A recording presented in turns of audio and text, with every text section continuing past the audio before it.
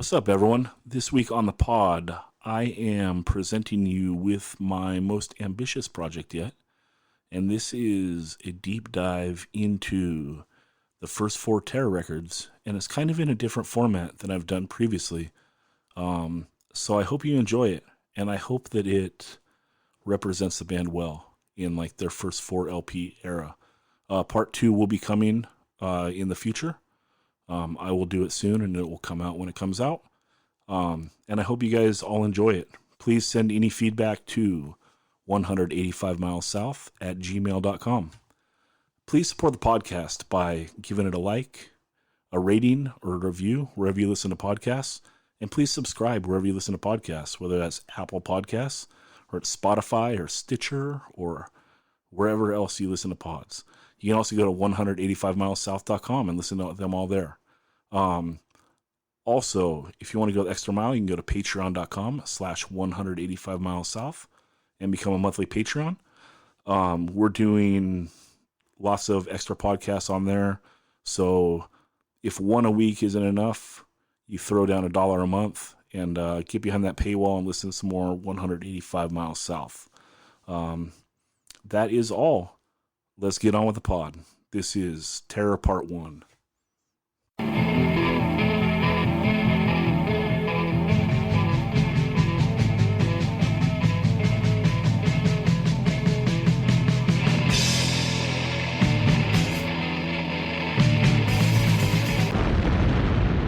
"185 Miles South", a hardcore punk rock podcast.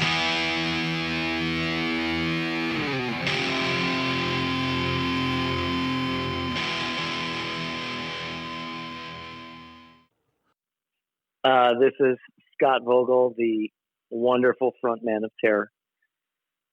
Checking out California and trying to make a final plan on where to live and stuff.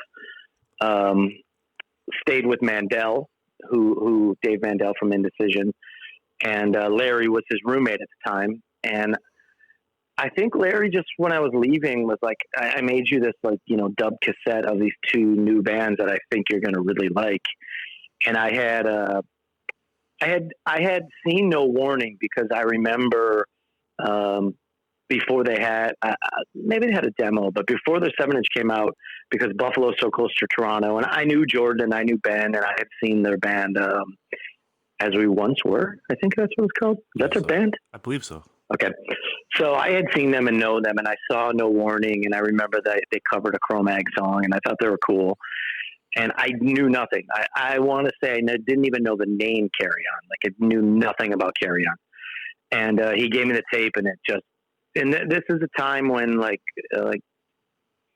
Throwdown, 18 Visions, American Nightmare. That's like the things that are really popping off. And he gave me this tape, and I was, I let's call it more traditional hardcore. And I was really excited. Excuse me.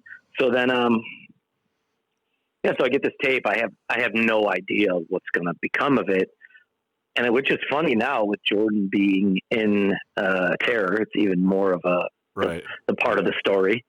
So I have no idea, but I was working at telemarketing. It was crazy. I was working this telemarketing job, and this particular job, I was so good at it. I was making so much money. I actually ended up when I decided to move to LA, I would say it was literally like 80 people. It was this big telemarketing thing. And there was a contest with one winner to win a cruise, a Caribbean cruise.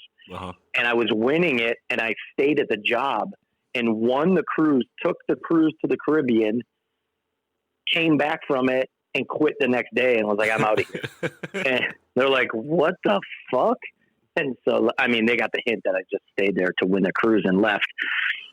So I guess I skipped something. I get home one day, and on the answering machine, if anyone knows what that is, there's a message that's like John LaCroix from 10 Yard Fight from Boston, who I know from Boston, and I don't know that well.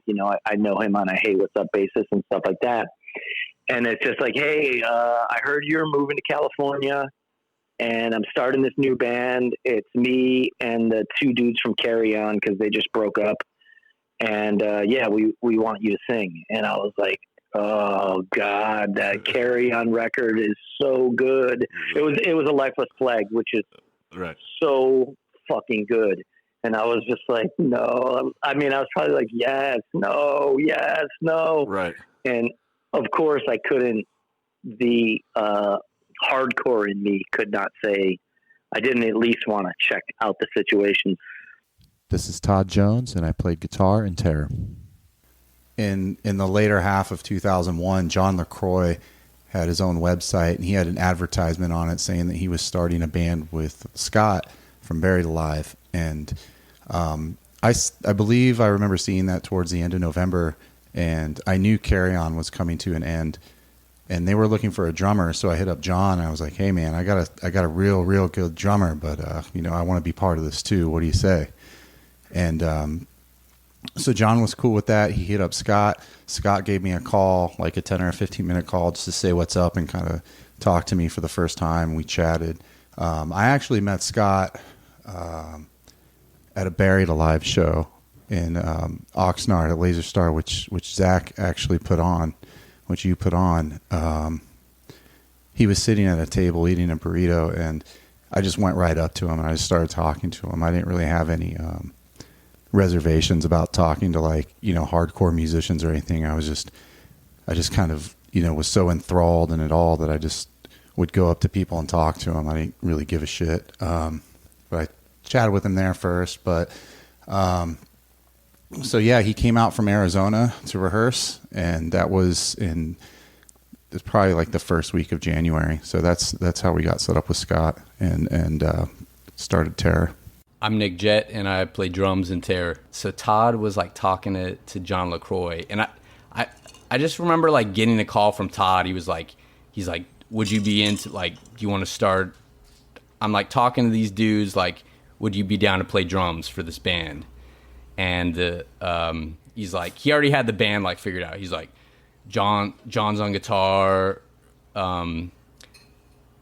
Matt's gonna play bass, and then and there's the dude from Buried Alive is like moving to LA and he wants to start a band, so he's gonna like sing or whatever.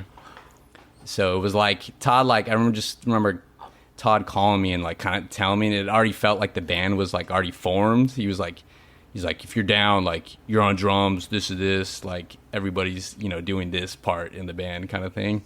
And I was like, dude, I'm down. Yeah, sounds good. He's like, well, if we do this band, it's gonna be like serious, like we want to like kind of tour, like, and just kind of like just go for it. So right away it was like kind of like this thing. It was like, if we do this, like we're gonna fucking go full on with it.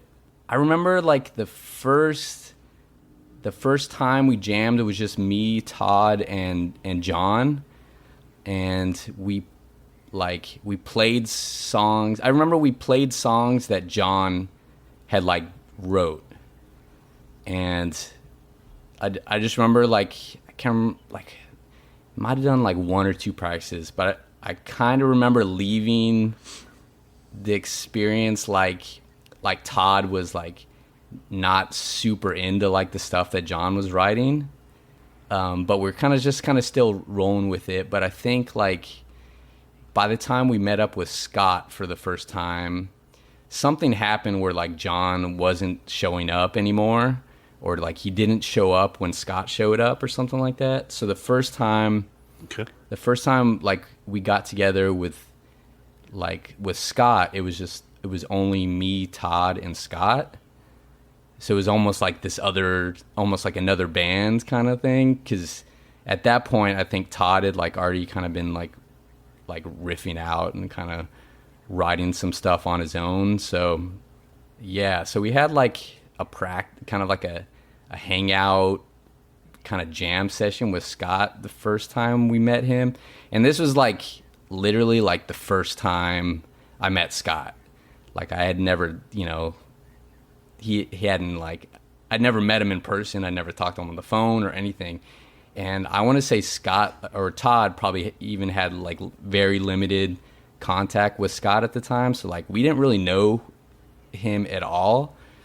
So it was definitely like kind of a strange experience. It was like you're just like meeting this kind of dude out of, you know, just like with very limited you didn't really have a relationship. Like normally you're starting bands with like your boys, you know, like your best friends, you know, kind of thing. So this was kind of like a unique introduction. Like, okay, this is this dude we're like going to start a band with, but and he's also like a little bit older than us too. So it was kind of like this kind of older, like felt like he was kind of like a veteran of the scene, and we're kind of like these younger kids, which I guess we were. I was like still 18, maybe 19.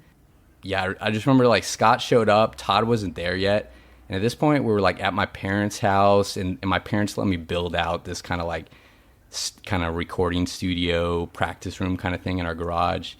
But I remember Scott was just there. It was just me and Scott, and he was like almost right away Scott asked me to like play the drums. He's like can you like go in there and like I just want to like listen to you play the drums.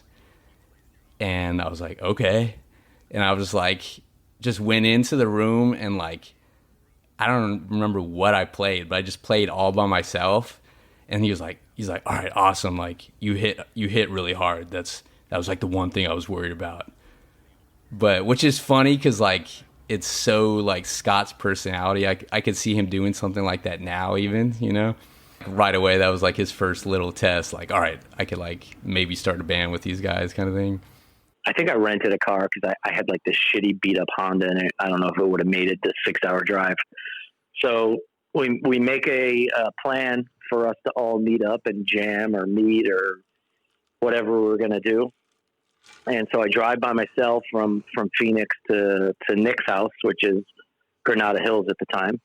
And we, I don't know. I mean, we're talking now 19 years ago, but from what I remember, I just showed up and rang his doorbell and just to get it out of the way, I think I went there twice. I think I went there once and I committed to the band. And I went there twice, and both times LaCroix didn't show up. So we were just like, this is a bad sign. He's got to go. So many thanks for him and many non-thanks to him for starting Terror, because it's done beautiful and terrible things to me. But he deserves that. But I don't know if he's happy or sad he didn't show up. Maybe a little bit of both. But so you meet Todd. He didn't show up. You meet Todd and Nick though. Yeah, and the biggest thing in my head, like I could tell that Todd could write songs. It's just undoubtable from the Carry On record. Sure.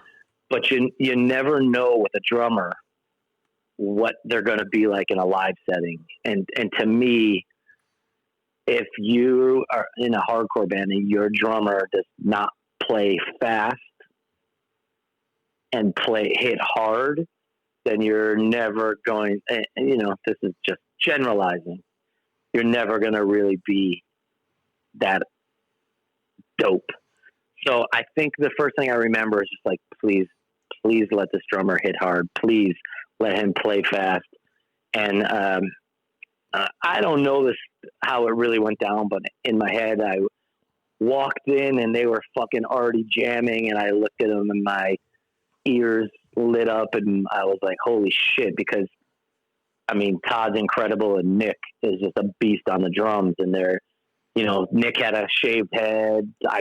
I'm just making all this up, but Todd has a 4-punch shirt on and Nick has a striking distance shirt on, and I'm just like, okay, this is fucking cool. And I think we maybe were there for an hour or two, and I think we went out to a strip club and to like get to know each other and talk and hang out. And I really am not like a strip club dude, like at all. But it at least broke the ice to me that these dudes weren't like ultra uptight or, you know, like, sure.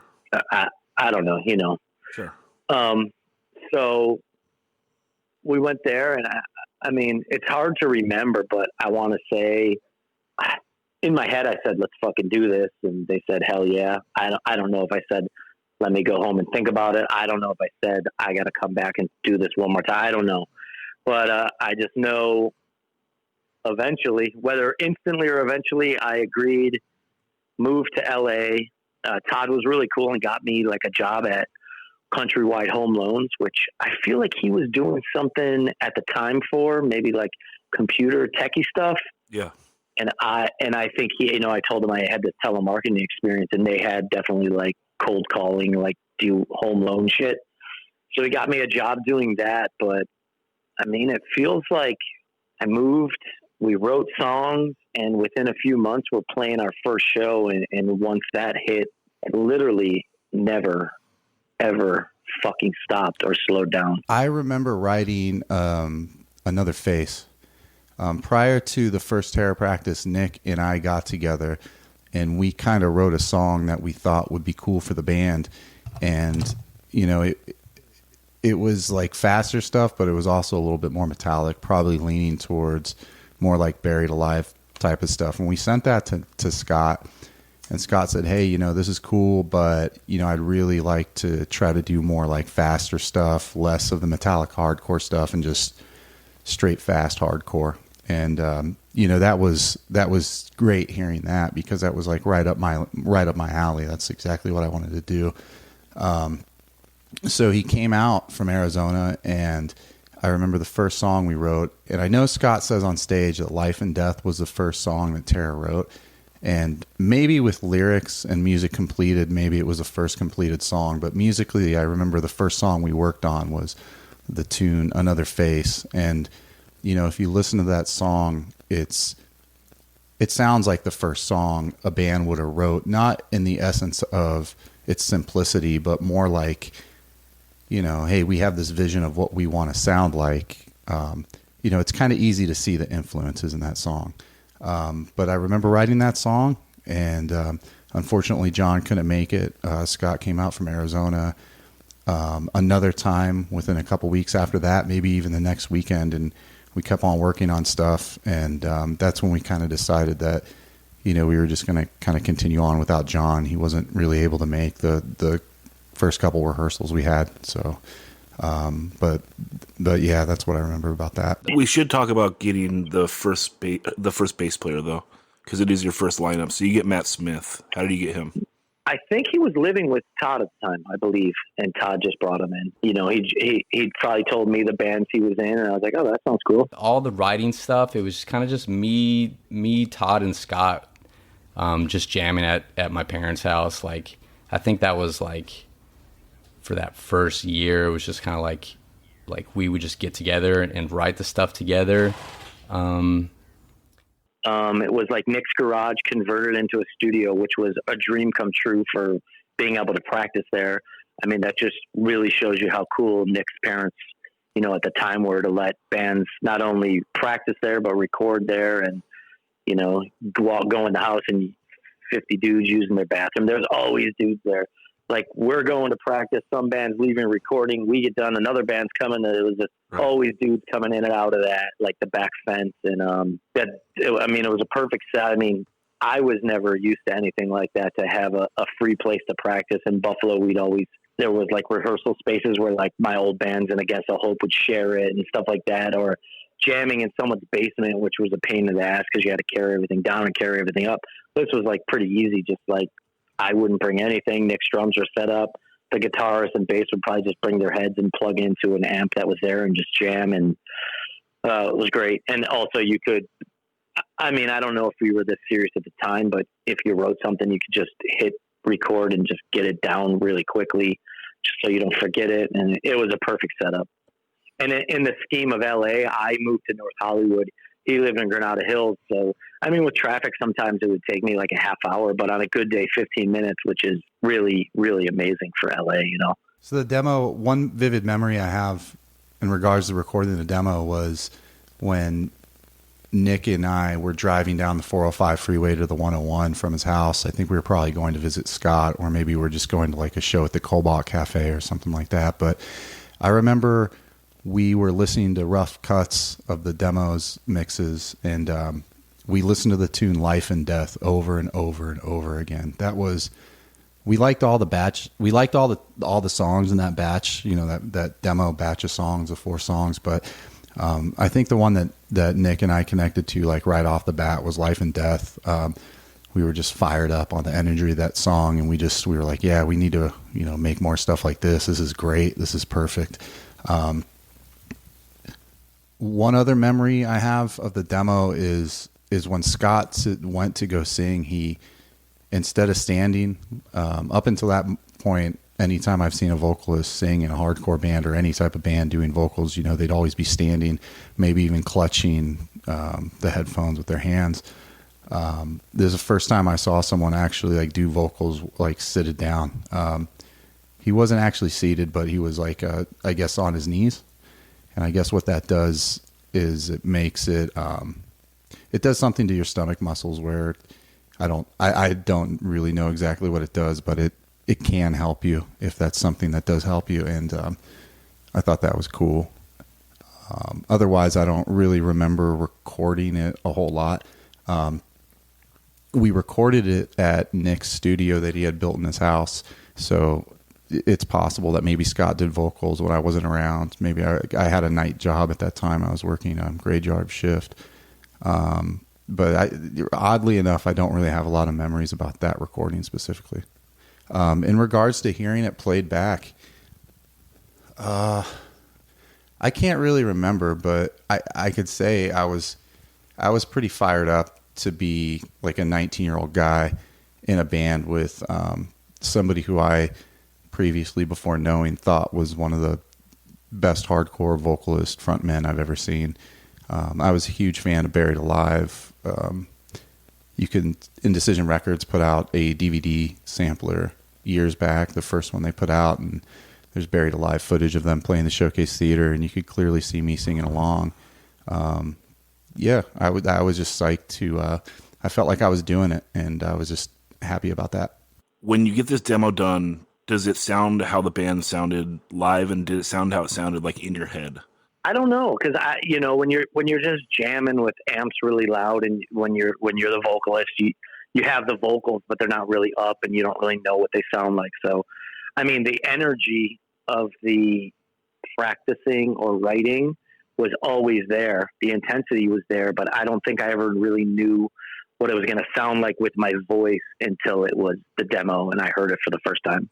One thing I want to say, which was bizarre to me and crazy to me, I remember when Nick did the drums, he was in the control room by himself, or not by himself, with us, like a little tiny little hallway, and he pressed play and he stood up. He walked into the sound room, I guess, up where the instruments were, sat down, no scratch track, no nothing, no bass, no guitar, just fucking ripped the drums, stood up, walked back, pressed stop, listened back. So it was crazy. Yeah. So he could have basically just done it by himself with no one there.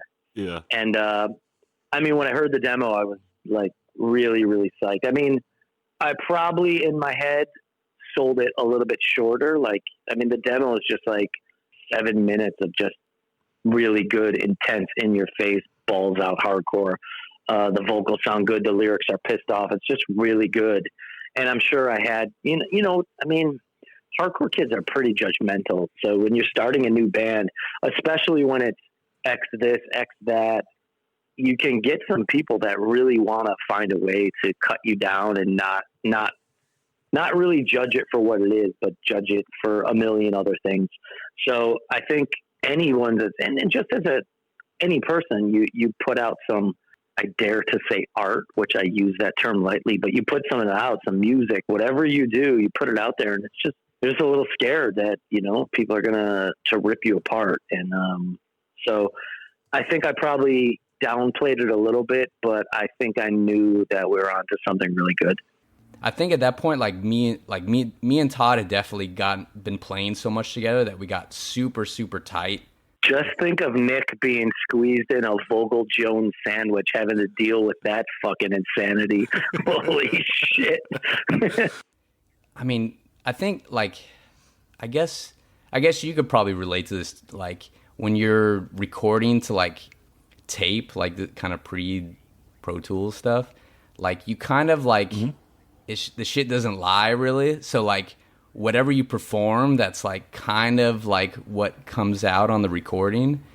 I mean, I don't even think it's really like a proper mix on it. It's almost just like turn everything up so everything's the same level kind of thing. And so I think that just kind of like probably sounded exactly what we sounded like, just like in a room kind of thing. There's one other thing I want to mention about the demo, and I'm pretty sure Matt Smith came up with the cover art. That was like another thing that was like really abrasive, and to slap that eagle on a shirt with the word terror, and you can just it just has an energy to it, and it just kind of grabs your attention. Like, what the fuck is this? And I remember just skipping forward a little bit, but we played Hellfest in Syracuse, maybe 03 or I'd say 03 probably. And I just remember walking around there, and there was that shirt was everywhere, and so many people in bands were wearing it. And it was just like, maybe that was the first time and now we're on the East Coast for the first time. And I was just like, holy shit, this is like, people are really into this. I think two things that Terror had to give us that push.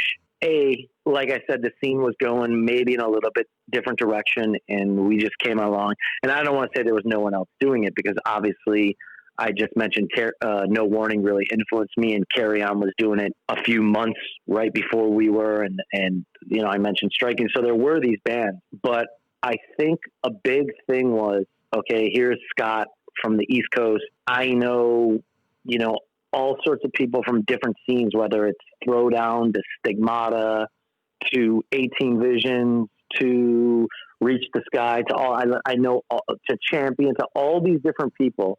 And then there's Todd, who knows a lot of the same people, but also a totally different side of people. And you have the East Coast and the West Coast, Buried Alive, Carry On, different and fused into this thing. And I think there was just a lot of people that wanted to back us, which is really cool. Do you feel that Terror gets enough credit for kind of merging together a lot of those scenes, like maybe bringing in some of what you called like the scene bands, and then also like kind of merging like the tougher scene with like the more like youth crewy throwback scene?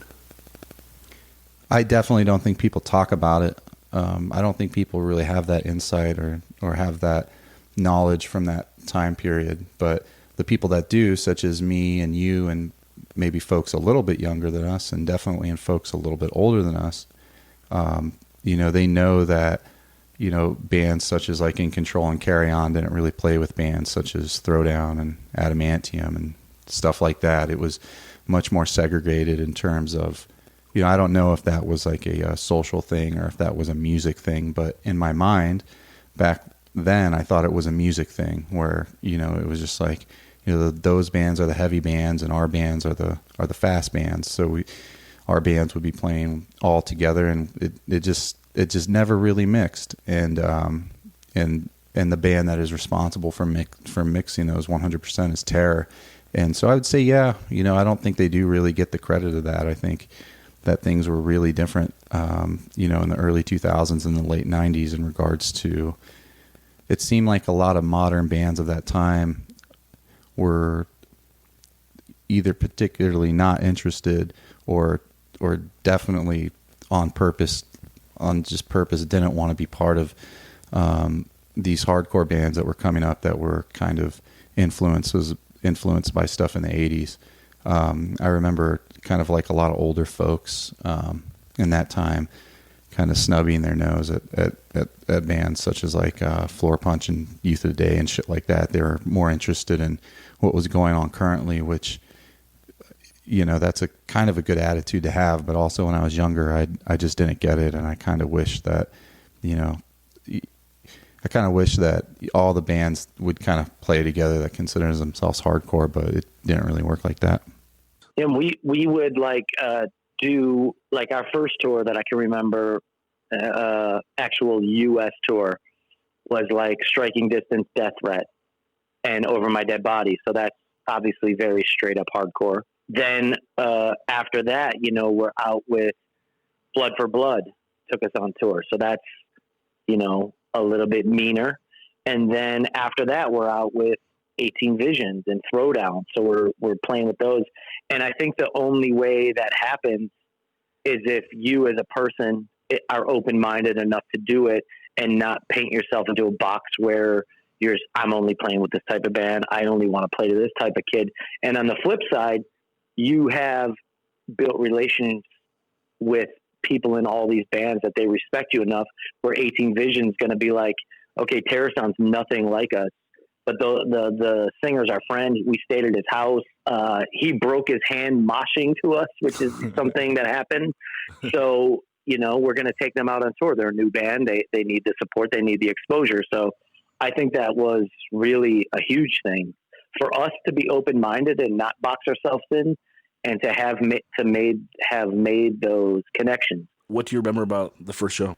I don't know. I would say I just for some reason I probably just lump every Pat's Warehouse show together in my memory at this point. I don't know how many shows I went there to see, but maybe 10 or something like that. So I don't know if Terror played there again. So it's kind of hard to remember the first Terror show. I mean, I know what we played. We played the demo, and we played that song "Push It Away," which we had written but we hadn't recorded yet.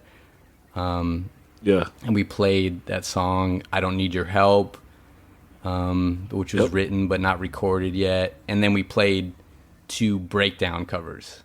I remember it was really packed, and I remember I specifically on purpose wore the 100 Demons hoodie where they side printed that little demon on the side, because I knew I was going to wear my hood up the whole time to be ultra hardcore. I just remember, we probably played for 15 minutes. We did 2 breakdown covers. We did probably 5 or 7 Terror songs, the demo songs, and maybe we had a couple more written, 2 breakdown covers, and that was it. I remember playing with 2 full stacks. I remember that was a little ridiculous, especially considering the space we were in. I remember after the show, Nick and I talking about how it was awesome to play, and even while Scott was, he kind of gives talks and stuff, and he hypes up the crowd and shit, and Nick was saying, man, I was getting so fucking hyped up. That was awesome. And we did a lot of work for that show, preparing our CD and whatnot, and it was kind of a blur, but it was killer. There were people in the room, and we had all our friends there and stuff, and they were going off, and it was an awesome show. And then you're just playing a lot right off the gate. Yeah, correct? I mean, it was all pretty quick. I mean, Todd and Scott just had so many kind of connections and kind of people that they knew. So it was right away. It was oh, can you guys can we get on these shows? Or I remember almost right away, this within our first 10 shows or something, we did 4 or 5 shows with American Nightmare when they were in doing a full US. We jumped on part of their tour. And that was Striking Distance, Death Threat, American Nightmare. Yeah, so it was just all these things we got these few, Scott hooked up these few shows with these bands, and Todd's oh, well, I talked to, these dudes, they're going to, we're going to jump on these few shows of this tour. And I think right away too, there was that dude, Matt Pike, the booking guy from Massachusetts. I think Scott was the main connection to Matt, but right away he was yeah, I'm going to book you guys. So I think with that, it was even more shows. It was just kind of all right, all these, I mean, it was really quick right away. Yeah. Shout out Matt Pike, American hero. Yeah, for sure. I mean, he did so much for so many people. I mean, he booked, I guess he would have been booking, I think he booked Carry On, or at least was maybe booking that East Coast tour that we did. So I mean, I guess Todd would have had a connection with him also, and I think Scott knew him, so it was, yeah. So yeah, right away he was he's I want to help you guys out, and kind of started booking stuff for us. The first string of dates we did was 3 shows with American Nightmare, Death Threat, and Striking Distance. That was sometime in May. But the real memories come from the next tour we did, which I believe started sometime in June.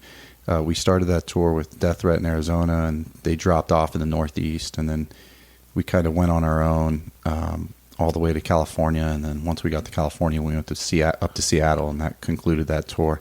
I have a lot of memories. It was the first time I ever went to a lot of places, such as Texas and all around that whole South area up until Richmond was the farthest, or Virginia Beach was the farthest I have ever been south up until that point. So there's a lot of places I went to for the first time. I remember specifically being really,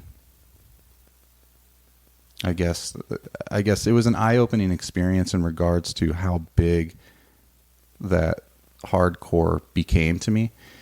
Previously, before that, I had never toured, and I didn't really travel outside of Southern California much. So going to all these places and seeing how many, people were involved in hardcore across how many different cities and different states I went to, it was just kind of like an eye-opening experience, kind of showing you that, hardcore is much, much, much, much bigger than what's inside your particular bubble, in your particular friend group, in your particular band you listen to, and whatever it is that only you consider hardcore. It was much more bigger than that. I mean, we were playing festivals such as Furnace Fest, which wasn't a straight up hardcore festival. It was like a mix of that and I guess what you would call those scene bands and the metalcore bands and whatnot. And that was probably the most eye-opening experience, the eye-opening thing on that tour that I could remember experiencing. We played like a festival in Montreal, and we were selling the demos, and we sold out of them, and then we pulled out a laptop, and we were like burning them without covers, just selling them probably for $1. Just, not we weren't doing this because we wanted to make more money or anything. We're doing it because people wanted our demo, and we don't have anymore. So point of this is we were in Montreal on the demo with the only thing for sale. So I guess we did go all over the U.S. and Canada on the demo. You go out to Cleveland and you record at Mars with the same dude that had engineered like the Integrity records and the Ringworm records. We were like huge Clevo fans at the time. I mean, we still are for sure, But at the time, it was kind of like we loved like all the stuff that he did, from Ringworm to Integrity to One Life Crew, like all the stuff that came out of there, all the Integrity stuff, the One Life Crew record, the fucking Ringworm stuff, all sounds destructively beautiful. And I think we said, let's find a studio, let's go to Mars. Everything that comes out of there sounds amazing. And I think we should acknowledge at this point, the lineup is, we passed over Beeve being in the band. Yeah, he was in the band for maybe a tour. That dude, Paul from Seattle, I don't know if he was ever in the band, but played some shows with us. But at this point, lowest of the low, we've got Rich Thurston from Culture in the band, and Todd, me, Nick, and Big Doug's in the band. Yeah, that's a powerhouse lineup. Yeah, because now you guys are looking mean. Yeah, those two motherfuckers are big as fuck. Yeah. I remember when we played that Hellfest, that was a lineup too that I was talking about with the t-shirts. At the time, we were operating like we had a chip on our shoulder in regards to what was popular in hardcore. We didn't like it. We didn't think it was cool. There was this whole thing that some bands and some people were centered around called fashion core, and it was like, they put a magnifying scope on how you dressed, and to us that was kind of weird, and we just didn't like that hardcore was going in that direction. So we kind of operated with a little bit of arrogance and a little bit of the kind of will, like where you're going to like push something onto somebody no matter what. So we wanted to write really direct, really fast, really hard songs. The decision to record at Mars was pretty much made based on the fact that we really liked Integrity and Ringworm and all the bands out of Cleveland, the spirit and also the production values on those records too, we thought were killer. And for me, just being like kind of like a musician guy, I've always kind of wanted to use my band as a vehicle to kind of take me to all these cool studios that all these cool bands that recorded at that I liked. So I think maybe Scott or myself suggested Mars, and I think I really pushed, or maybe he really pushed to actually get it done. But that's definitely why we went there. Yeah. And as far as actually writing the record, I can't remember like specifically writing a lot of the songs. We were just trying to go for something that we thought was modern and something that was hardcore. And we really like bands like Death Threat. Of course, we like Madball. We love Scott and I and Nick. We love the Revelation Records catalog. Just kind of stuff like that. But we weren't focused on writing music that was like a tribute to the old bands. We were looking to kind of like just make raging fast hardcore through the lens of those types of bands and that kind of feeling. I think we recorded everything in like 5 days or something like that. I think it cost like $1,400 to record the whole record. I want to say we even mixed it in that time, like recorded, mixed in 5 days. Like here's your like final mix, like leaving after 5 days kind of thing. Things I remember from Lowest of the Low are, I think we stayed at a hotel down the road. It wasn't in Cleveland. It was kind of out in the outskirts. We got Human Furnace to do that guest spot on the song Lowest of the Low. Him and Frank came to the studio, and I think they both had like crazy cowboy hats on and brought a case of beer, in which I was happy to help them get rid of. And upon recording the record, we had to go back into Canada to go retrieve Nick's double bass kick pedal that he left at a show that we played up there prior to recording the record. So we had the disc, we got a rental car, and we jammed up there. It was about a 3-hour drive, and we played Lowest of the Low back to back, I think the whole way there. I remember I just, Nick was driving, Scott was sitting shotgun, I was in the back seat, and I remember Scott saying after the disc completed, he's like, well, let's play it again. And we just played it. And when you're in a band and you complete a record and you and your bandmates are hyped up on it and you guys are excited about it, there's the question like, well, I like it, and my bandmates like it, and maybe I've played it for my friends and they like it, but we had no idea if anybody else was going to like it. But we definitely knew we were onto something. We felt real good about it. Yeah, there's nothing more pure, I think, than like loving your own record and listening to it a million times. Like if you don't sign off on it, like why should anyone else? Like you think you're not going to like your record, but some other people might. Dude, that's exactly what I 100% agree. And that's what I think about like writing songs too. Like if you're writing a tune, you're writing it, if it's not going to make you mosh, why would it make anybody else mosh? Yeah. And there has to be a purpose, right? Like I'm writing these songs because they don't exist yet and they need to. Yeah, absolutely. That's certainly a way to look at it. I mean, I don't want to make music that I don't like in the end. It's like, what's the point?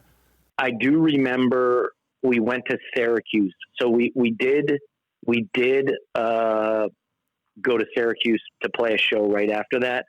And I remember just listening to it. I think he gave us a cassette, because maybe it was a C. I don't know. We could listen to it in the van. I just remember like when you put on play and It's Better Off Without You is the first song. I was thinking Lowest of the Low is the first song, and it just comes in with that dun and the scream, and it's like, yeah. That record is from start to finish, which is 9 songs and probably times 2, so it's probably like 18 minutes.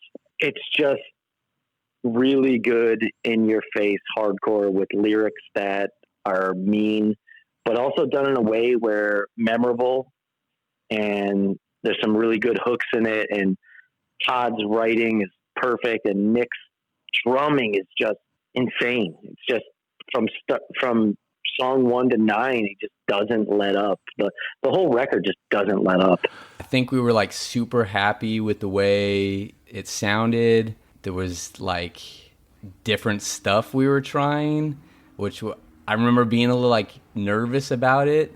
Like there's 2 songs on that record that have double kick, and I remember that being like a weird thing. It was like we're gonna have like double bass drum on this record. Like, are people gonna be like, this shit is whack as fuck?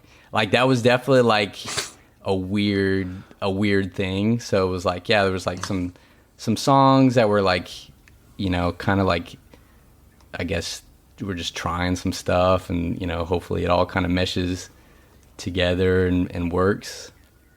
But yeah, I mean, I think we were like really excited about it, and then we just like listened to it a lot. I remember just jamming it, like, you know, just like the rough mix, whatever mix we had, like just jamming it in the van.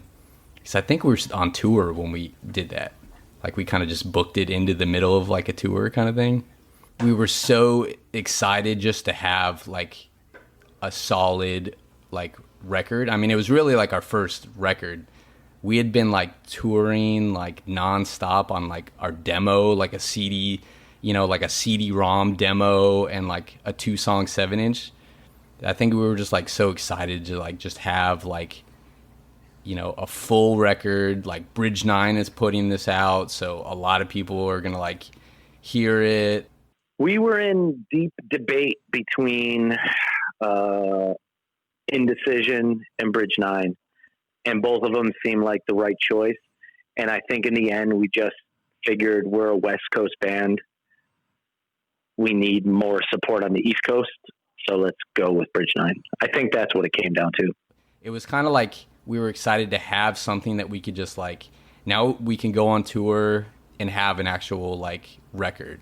Like before that, it was like on our merch table, it was like a CD-ROM demo and like 2 t-shirt designs. Like now we have like, you know, like an actual record. Like this is like psyched that we like had like something to like kind of show for what we had been doing for the year, and just kind of excited to take that record and just like even go even harder touring wise and just like play everywhere.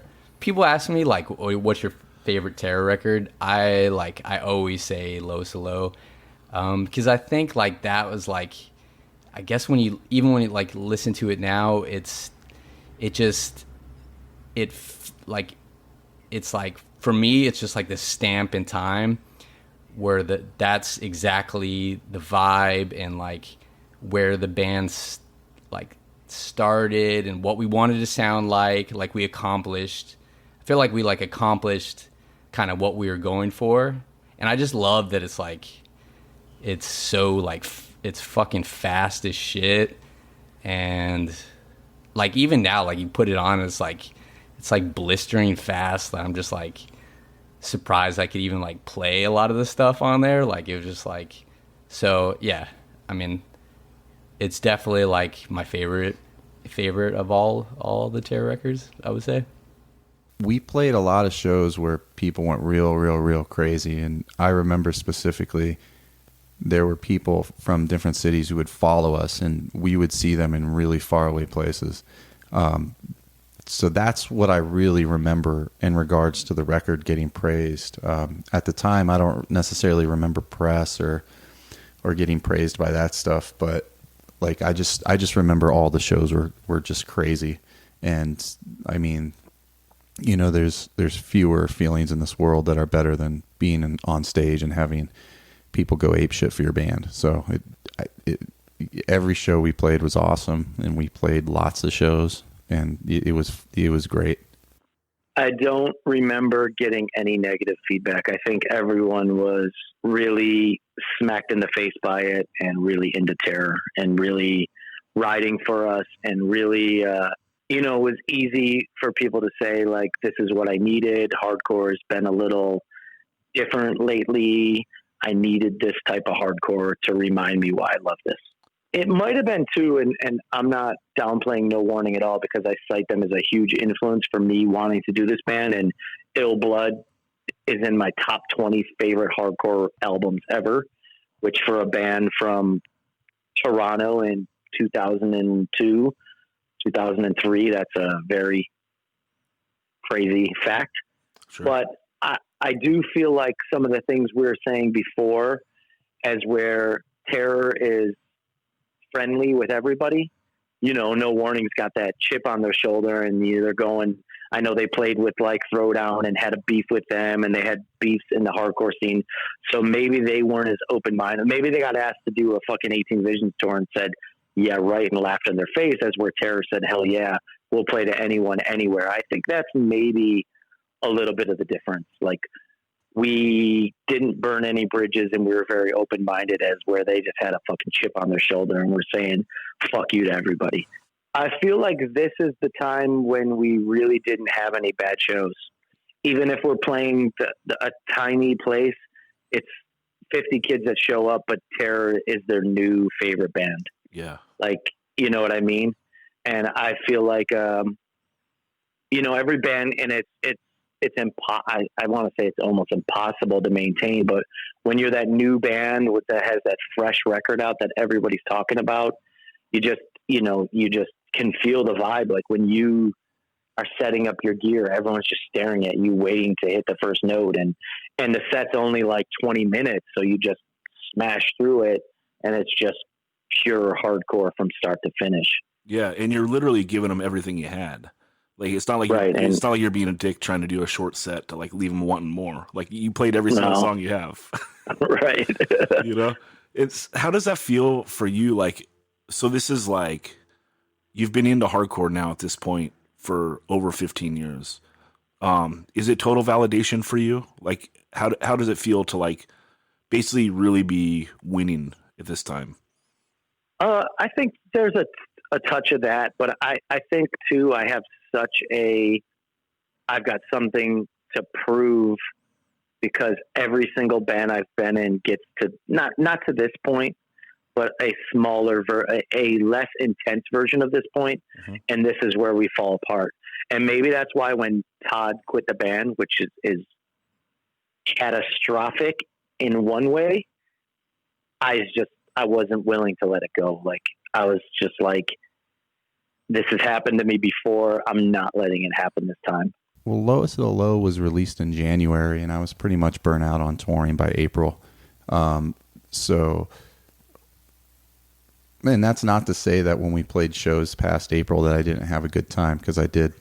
But to be honest with you, by the time the record was out, which was January 2003, I was probably winding down on, at that time, I was really, really, really trying to bust my ass and play guitar and write songs for the band, and I was having a good time. But I think once Terror went to Europe, I was pretty much mentally not really too excited about anything that was going on.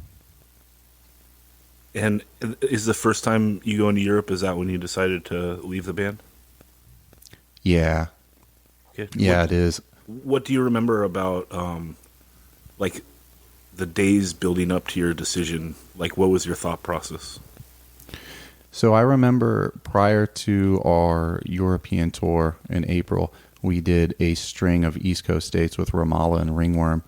And we were going to leave our van in Boston and then fly to Europe and do the European tour. On the second to last show of that, we played Albany. And I remember driving the van to Boston and thinking just like, right now I have training and a job that I could go back to and live a comfortable life in an apartment and just kind of do my own thing. Or I could do this band and live pretty uncomfortably touring, which I'm discovering I don't really like. And then in 5 years, it'll break up and, I'll be in a situation where I have to go get training again and go get a new job. And, I don't want to fucking be poor again. That was pretty much my thought process. And also at that time, so we're talking like April 2003, if somebody have told you that Terror was going to be a band for 20 years, I don't think anybody really would have believed that. Bands didn't really last too long, or it was rare that a band there in 2003 there was no hardcore band that had lasted 20 years, not a single one. So I didn't really have that perspective that it was going to last a long time. And furthermore, I just didn't know that touring was something that I would not like so much. Touring full time, touring as a full time musician is just not something I really cared to do. We're in Europe for the first time with Biohazard on a bus.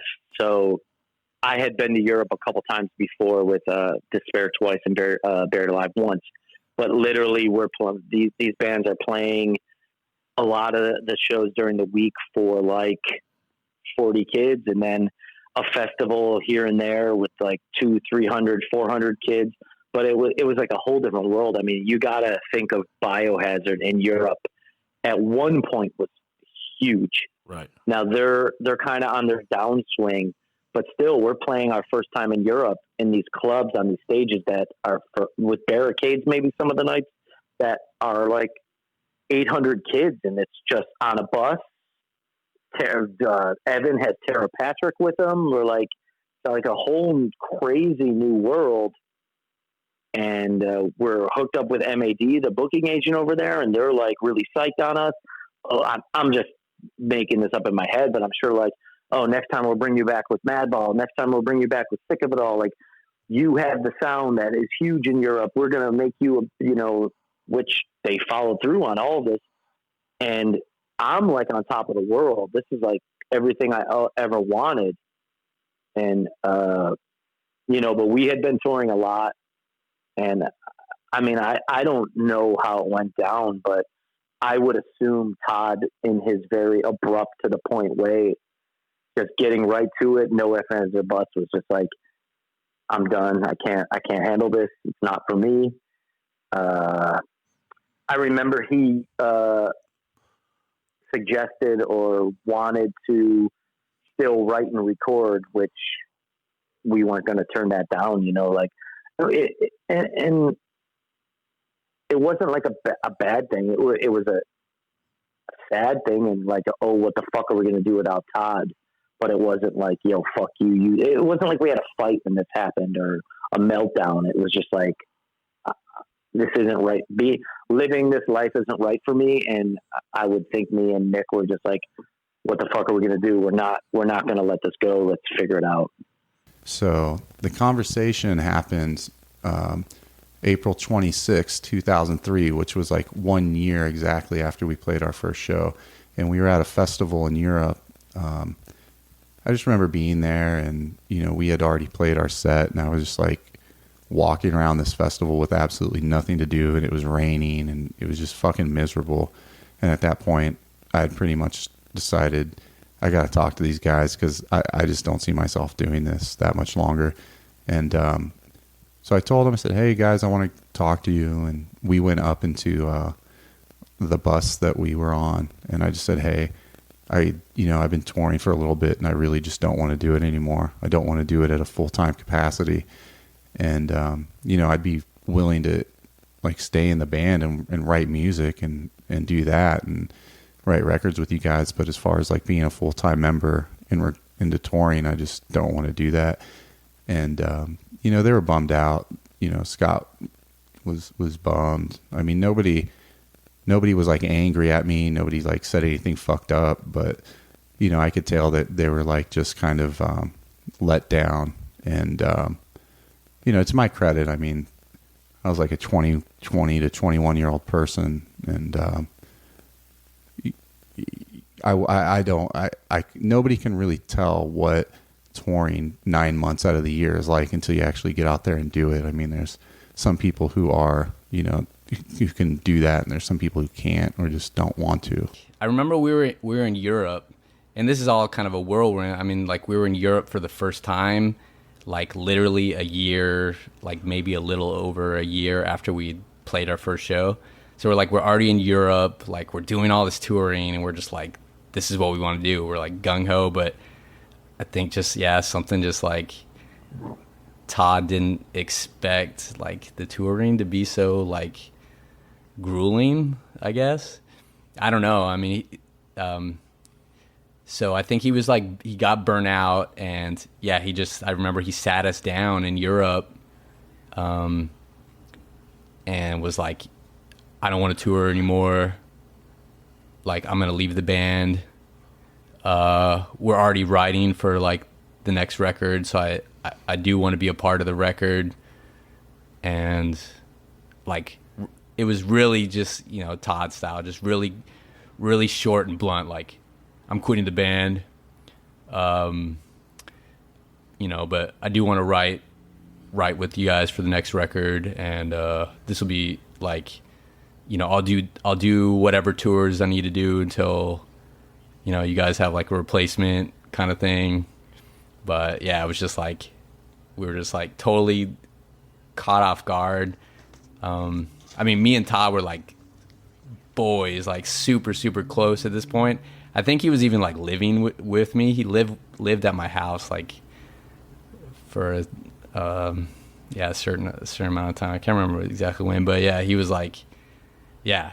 So it was just like kind of shocking, but at the same time, it's like maybe not so shocking, because maybe that's something that, you know, is Todd style, just like abruptly kind of like just leave the band out of nowhere kind of thing.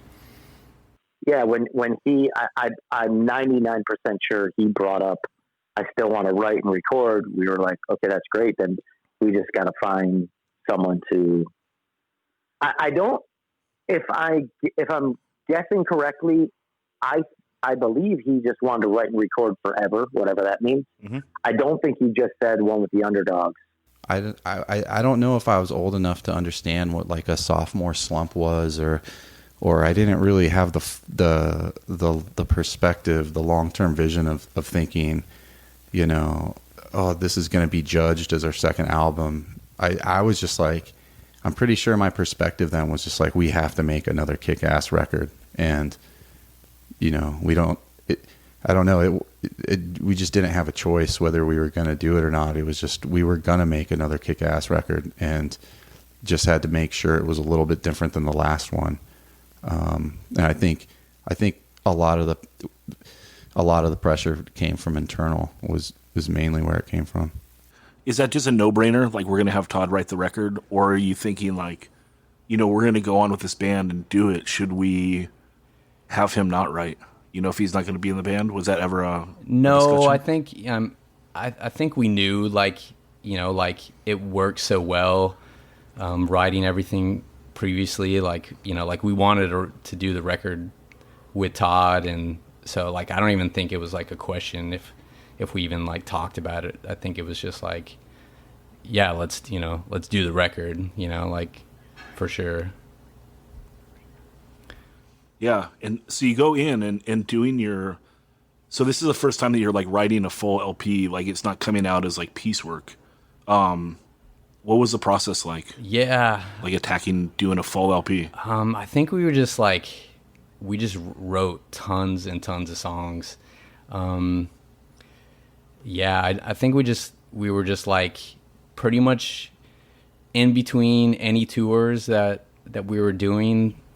After we recorded Lowest to Low, I think we were just like, I mean, I think during this whole time, like Todd might have been living with me. So it was like me and Todd would just go in the garage and just like jam, you know, probably every day, like when we were not on tour. So I think we were just like writing all this material, like just not really knowing exactly what we wanted to do. We were just like, just writing, just like pumping out songs. So I think we just knew that we needed a lot of material, and I want to say it was like kind of like a trend at the time to like put a lot of songs on your record. So I don't know. I feel like we need like 15, 16 songs to be on the LP. And it was like, it seems like now that's like definitely not a thing. But I kind of remember it being like, we need to have this many songs. Like it was kind of like, felt like it was a standard thing. Like we gotta put 15, 16 songs on the album. I think we're so busy, there's not much time to think. I think we're just like playing and recording constantly. I think there's always a concern in any band that the scene's going to get over you or turn on you, forget about you. Someone's going to come along and do it better than you. The scene, a new trend comes along and you get swept under the rug, all that stuff. But I think things are going so good and it's going so fast I think the only concern is, holy shit, Todd's not in the band anymore. But we have him writing, so he's writing the song. So I don't know. I think everything's good. I think maybe a little concern is a lot of member changes. Sure. I think, and the recording process was very unsmooth. The studio thing for One with the Underdogs was a headache, to say the least. I think one thing that needs to be acknowledged at the time as we signed, I think we actually did sign a contract to Trustkill to do the record. So now we leave Bridge 9. That may have been actually something like to open the door for Terror Hate. You go from Bridge 9 to Trustkill, which at the time is like the leader of the swoopy hair, some eyeliner, and some tight pants. So, I mean, they had some good bands. I don't want to say bad, good. They had some more straight up hardcore bands, but they definitely were the kings of what I just described. So now we align with them. That maybe there is some Terror Hate. We're touring with Every Time I Die. We're touring with all these people. So there must be some very, very hardcore elite people that are like, these guys that use this as a stepping stone. They want to be the next Hatebreed. Fuck them. There's got to be some of that, I would think. So what were the problems you ran into in the studio? I think there was some Todd not being in the band, but still writing. I feel like there was probably a little bit of the sense of him. Now, this is me speaking for him, so if I'm incorrect, then I'm incorrect. But I feel like there was kind of like a touch of tension and maybe stress on all of us, and maybe him being like, this was my band I started. I know that I said I don't want to be in it, but now I have to hear about all these decisions being made and what's going to be done with my songs and what tours they're going to do. And it's probably just like a little bit of a stressful thing, or maybe a loss of control. But he knows he chose to lose that control, but it's still probably hard to be around. Like, we're in the studio and me and Nick are like, oh, we got asked to do this tour. Let's go do this thing. I just see how somehow that causes a little bit of tension or friction. And there were just some days that, like, I had meltdowns, Todd had meltdowns. Nick doesn't really have meltdowns, so he gets a free pass on that. And I just remember we got through the recording process. Like, we did the music in a really cool Sound City studio, which is like this really famous studio. So we're thinking it's going to be this awesome recording. And we did the vocals at Blood Tracks, and we got the first mix, and it just, dude, I don't know what happened. For what we put into it, and as good of players as they were, and my vocals sounded real. Like, One with the Underdogs is maybe my favorite vocal performance. It sounded really bad. I don't know if something happened in the studio with the miking, or it just sounded really bad. And if you listen to it, it's not that great of a recording. It's the music. It's just weird. And then we had to take it and get it mixed by some random guy that Nick found. And it was just this weird process. And I think the vocals really saved that record. It's a great song. Great songs. But the music just doesn't sound like it should sound. But luckily there's a strong urgency in the vocals, and the mix is pretty loud. So I think it overshadows, it takes your focus off the music not sounding as good as it should. And I hate the cover art. And if I had one thing, I mean, One of the Underdogs is amazing. There's songs on there that are still the biggest reaction. There's 5 or 6 songs in there that we can play anywhere in the world. It's a really big reaction. If I could go back and do it now, I would cut off. There's probably there's a lot of songs on it, maybe 16, 15, a lot. I think we should have trimmed off a couple of the maybe not so good songs and presented it with all the best songs, not make it, we have to put every song we wrote on here. I think that's what we did. Like, just didn't want to throw any in the garbage. I mean, it was kind of like a little dysfunctional, because it was like, all right, Todd's leaving the band. like we got, you know, new guys in the studio for the first time. Like Carl had just joined the band, and I think at this point there was like more like expectation. So it was like the first time where we like maybe felt like a little pressure to like really kind of like deliver something, which was kind of weird. Yeah, so I mean, it was definitely like, I just kind of remember like a lot of it being kind of like a strange experience. Like it wasn't like the first time where we went in the studio where like everybody just fucking psyched as shit. Like, you know, like there's no problems. Like we were just excited to like record. This time it was like Todd's leaving the band, total, you know, like a bum out. Like we have kind of like some pressure to kind of like bring a, you know, I don't know, kind of deliver with an album that, you know, we think people might like or dislike. Like, I don't know. It was just kind of like a kind of a weird experience. But I mean, some really cool things about it. Like, we recorded like a majority of the music at Sound City Studios, in LA. And this is like a studio where like Nirvana recorded Nevermind, like Tom Petty did a lot of his albums there, like the Chili Peppers. Like this was like a huge, like famous recording studio. And Paul Miner had like done some recording there, so he kind of had like an in to get the studio for like a cheaper price. So we ended up like tracking all the music at that studio there. So we were like in the A room, like in the big room, like, you know, like the drum room was like, you know, it was like the size of like a basketball court. Like it felt like it was like this huge room. Jesus. Like, you know, a million of like the most expensive microphones recorded on the Neve console. Like all these famous records were recorded on. Like it was like this definitely kind of crazy experience. Like there was like a weird like all these weird like lounge rooms, like definitely built for people to just like do drugs and weird shit like that. Like, you know, I don't know when the studio was built, but it definitely became like the place like in the 70s or whatever. So I'm sure just like, you know, this was just like a fucking drug den, like weirdo, like who knows what was going on.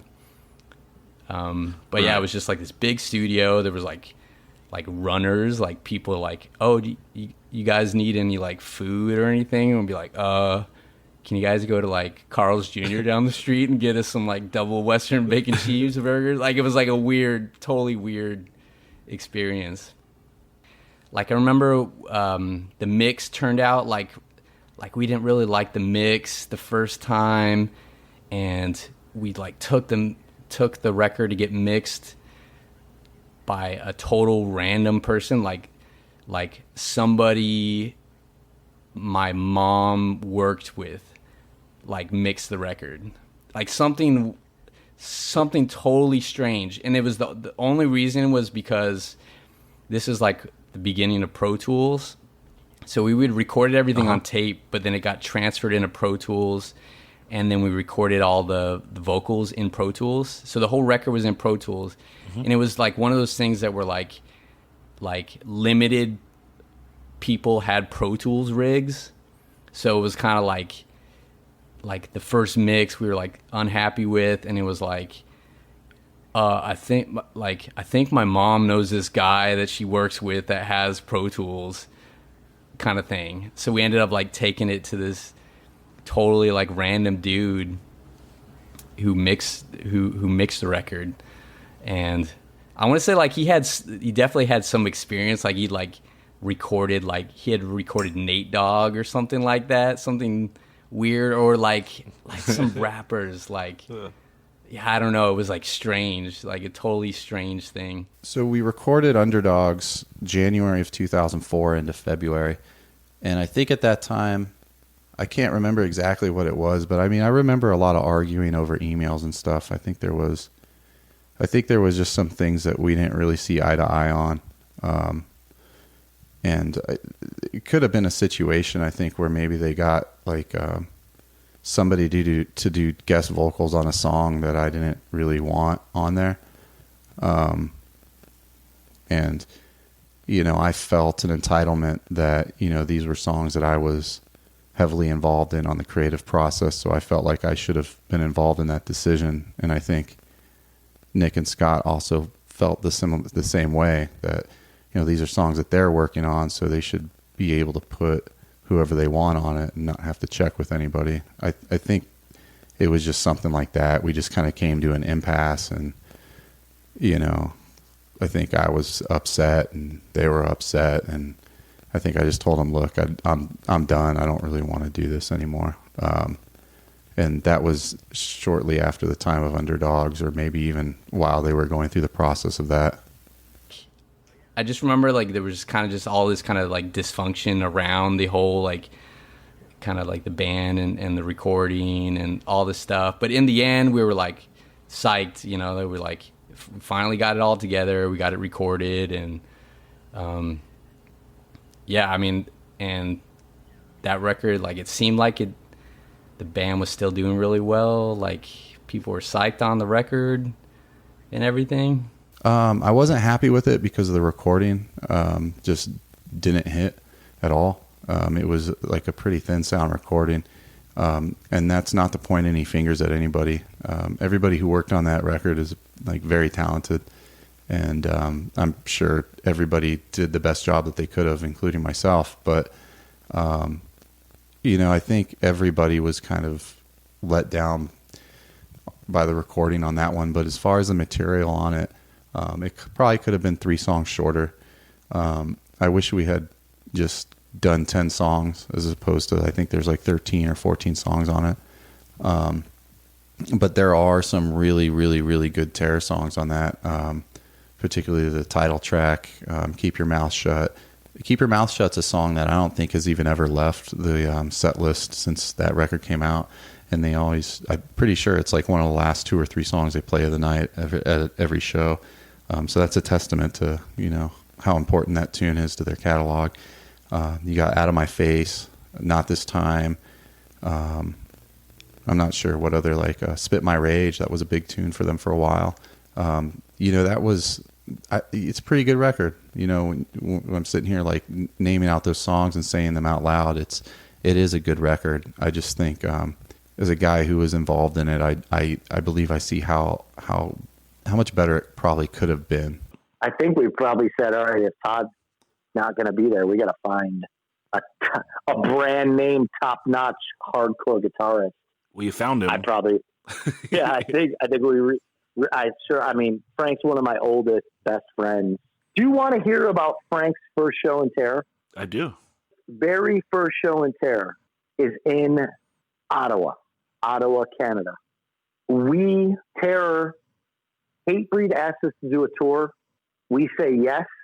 We already have a Japanese tour for the first week or something. So Ringworm, which Frank is in, does the first week of the tour. We show up in Ottawa. Frank gets in the Terror van, and we do the rest of the tour. I want to say we probably flew into Boston and drove to Ottawa, maybe. I don't know. So he's going to ride in the Hatebreed bus to Ottawa. We're driving to Ottawa without Frank. This is his first show. And I want to say he's never even jammed with us. We've never played together. Jamie calls me, fucking Josta. Hey, dude, is Frank with you? I'm like, stop fucking with me. This isn't funny. He's like, dude, I'm serious. Is Frank, dude, have you talked to him? I'm like, stop. He's like, dude, I'm being serious. Frank is not with us. He didn't show up to bus call. We waited. We had to leave. I'm like, I'm still thinking like, you're just fucking with me. This isn't true. I get a random phone call from a Canadian number. And it's Frank. Like, dude, I fucked up. I went out. I partied too hard. I'm still in Montreal. I'm going to miss the show. I'm like, motherfucker. I start calling random friends in Montreal. He rides with some random, I don't remember who, like someone from the Death for Every Sin or somebody, drives him to the show. He gets there like an hour before we played. He's never, ever played Terror songs. I think like him and Doug jam in the fucking backstage and we get up on stage and play. That's literally Frank's first show with Terror. And that sets off the most alcoholic, insane couple years of my life. Nah, it doesn't. That sets off the insanity in my life. The band's in a good place and crowd-wise, and we're getting tons of tours and everything's good. I think that little bit of trust kill hate is creeping in, and you know, any band that's doing really good, eventually people are going to start to find a way to try to knock them down. This also starts the strong partying of the band, which over many years is one of my biggest regrets. But with getting Frank in the band, a lot of hard drinking started, and I'm not blaming that on him. He's who he is. We wanted him, and he never forced anyone to do anything, but it just brought way more of a party vibe, which means some shows me and Frank are way too drunk to play and have a good show, which is never a wonderful thing. I don't remember seeing any negative reviews or anything like that. I think it hit pretty hard. Yes, just like they did it again. Holy fuck. I believe so. And I think this is a time to also say we were working Europe really hard, and as good as we were doing in the U.S., we were doing better in Europe. We were really growing, and opportunities were really coming to us in Europe. And also, you know, we're going to Australia. I think, you know, honestly, I think on lowest of low, we went to Australia and Japan. And so we're doing bucket list things, crossing these things off, like things I always wanted to do. Are you headlining tours now? Headlining smaller tours like ourselves with opening bands, but also doing bigger packages tours and like persistent festival tours where you're playing to, like, you know, Europe's like a different world. You know, we go over there now in the summer and we'll play club shows during the week, and like, you know, our own Terror shows are like 300 people, 500 people in a bigger city. And then, you know, we'll pair up with, you know, Sick of It All and play to like 700 people. And then on the weekends, we'll play a festival with a lot of metal bands and play to 20,000 people. So like, that's our first, and maybe it wasn't there yet, but that's our first taste of that. And there's such a scene over there for Sick of It All, Madball, Agnostic Front. And we just get put into the middle of that. So we're able to play with these bands that are very influential to us and musically very similar, where we can just go in there and play for their fan bases. And most of the people are like, holy shit, this is the new band I've been waiting for. Yeah. And again, how does that feel to you? Do you feel validated by it? I mean, I think I'm a pretty humble person, but I'm sure somewhere in there, I'm like, cares the shit. I think somewhere in there, like, well, I mean, here you are, you've done your second LP, which already is like only the best bands even get 2 LPs out in hardcore, you know? Okay. And then, you know, and you've been constantly touring now for years. And like you said, you're sliding right in with all these, like the greatest of the great legacy acts and fitting right in. It's got to feel amazing. It did. And you're meeting a lot of people that you grew up staring at their records and finding out that most of them are very down to earth and very cool. And you're just doing the tours and playing and it's just exactly what I always wanted, you know? Yeah. There's off days. There's still shitty shows here and there. There's still like you twist your ankle on stage and, you know, for the next 2 weeks, the shows are going to be a bum out and you're just doing money. There's really no money. We're opening for everybody. We're just getting by on money, but you know, you're living out that dream that you've seen all the bands before you do. And then the third one is very interesting too, because now you don't have Todd, and so when do you start attacking, like thinking that you're going to write, and what is, you know, obviously you guys never stop touring, so you're touring, and who starts kicking out riff ideas? Like, do you decide that you're going to pick up the mantle and start writing, or are you working with Carl, or are you working with Doug, or how does the song process like start transferring over to you? Yeah, it was a strange thing because it was like I definitely didn't feel like that was going to be my role at all. We had like we had like we had Carl and Doug in the band who were both they were in that band First Blood, and they were like dudes that were capable of writing stuff. And at this point, Frank Novinnik joined the band. He replaced Todd when Todd finally stopped touring. So we're like, all right, we got this dude from fucking Clevo that's like written all this insane shit. Like, you know, he'll be able to write some stuff. And we just like, when we started thinking about doing another record, it was like nobody was like doing anything. Like, it was like, hey, can you think you guys can like write some songs? And like nobody was writing shit. Like, it was just like nothing. It was just like radio silence. Like, everybody, like Frank was just like partying his ass off. Like, I don't think Carl was like super invested like in the band. Like, at this point, I think he was probably like planning his exit already. Like, so I don't think people were like really totally like invested in the band. And obviously me and Scott were. So like, yeah, I think I just thought like, I don't know, maybe I could write some shit. Like, I'll try writing some stuff and see if Scott likes it, you know? And like, literally, like, I would just like, I just remember like sitting down and just literally just trying to like think like, all right, what would Todd do? Like, how does Todd do his thing?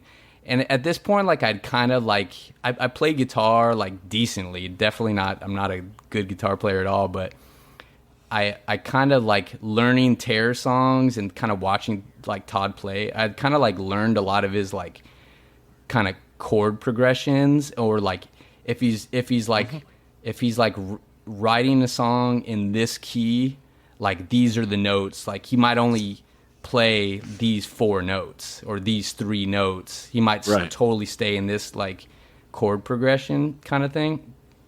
So I'd kind of like already like kind of like studied like how kind of Todd was doing his thing. So I would kind of just trying to like literally like emulate, you know, like something like Todd would do. And I think just kind of like trying to just like come up with something that I don't know, it was just like, it was definitely a thing like, I'm just gonna try to write a bunch of shit. I don't know like which direction. I'm just whatever I'm like listening to, if it's like ripping off this Leeway song or ripping off this Biohazard song or whatever, I'm just gonna like listen to all these records, write some stuff. And I wrote like maybe 4 or 5 songs, and I recorded the songs by myself at my house, and like showed them to Scott, and was kind of like, nobody's doing shit, like I wrote these songs kind of thing. And he was like, and he was psyched. He's like, oh, this is awesome. He's like, I like these songs. So yeah, I mean, so at that point I was just like, all right, I'm just gonna go for it then. So I just started just writing just tons and tons of shit. I think we have Frank and Doug in the band, and I think we have Carl in the band at this time, who are all songwriters, you know, like First Blood's going with Carl and Doug, and obviously Frank has a legacy of awesome music. And, you know, I think we bet in the back of our minds, we're like, we'll be okay. And I don't ever remember Doug or Carl ever writing anything, presenting anything to us. So maybe they didn't care, didn't want to, were intimidated. I don't know. I do remember Frank wrote 2 songs for Terror, and they were amazing, but they weren't Terror. They were like Ringworm songs. And I remember listening to them and being like, these are so good, but this doesn't feel like Terror. And I don't know if we're ready to go here. And I think I remember Nick just hitting me up and saying, hey, I wrote 2 songs. I think you'll really like them. I think this is what we need. and he gave me a burnt CD. And I remember, we're flying so much, and I remember listening to him on the plane, and in my head, I got this big smile on my face because they were right. They were right there. They were like Cro-Mags. They were a little more crossover than Todd, but they had the same intensity and bounce to them. And Nick has really come into his own as a songwriter, but I think at this time he's probably finding his footing. So I'm not going to say they're exactly Todd level, but they were there to a point where I took a deep breath and said, we're going to be okay. Like, if Nick can keep this up with putting my ideas into them, and everyone else in the band has, Carl's an amazing musician. Frank's great. Fucking Doug is tight as shit. Our live show's still on point. We're going to be okay. And that's what happened. I think Nick wrote that whole record. Do you have any input? Like, are you singing him riffs or anything? Or is it just Nick banging everything out? I think always, and still to this point, I'll hear a song, whether it's a hardcore song or any, and I'll if I hear something, now I'll make a voice note, like, yo, I just heard this song, listen to this part of it. Probably then it was an email. Listen to 1 minute and 10 seconds of this song. This part's fucking awesome. Rip this off. And I know songwriters, when you tell them rip this off, they'll take the idea but make it their own. Right. This part's intense. Hey, I just listened to the Conviction 7-inch. That's the intensity we need. So I'm always putting feedback in. I think something that I'll do a lot with Terror songs always are like, I'll hear the song and I'll be like, this song part's great. This part's not great. This part goes too long. The last riff is fucking awesome, but the transition into it isn't crazy. So let's ring out and let's bring it in with vocals, or this part should drop out and should be all guitar. So everything for me is getting the crowd to move. Yeah. So everything for me is like, okay, this is a good song, but it's one of those songs where the crowd's just going to stare at you and bob your head and be like, okay, that was a filler song. So everything for me is like highs and lows and just making sure everything attacks. That's all I think about. Yeah. And you picture things through the lens of like the stage and how people are reacting to it sonically. Yes. Yeah.